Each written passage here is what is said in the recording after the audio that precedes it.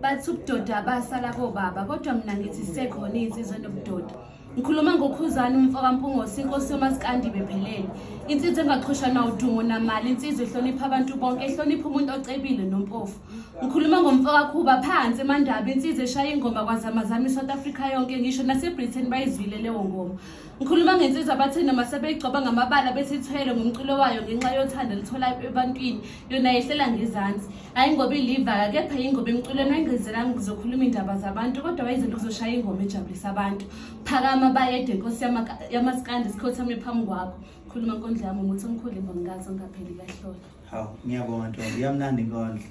Hey, hayi, ishayile. Ubani Ntombi? Umuthi omkhulu imbongazi. Umuntu omkhulu? Ngiyacela kuze umuntu osalayo umuntu omkhulu.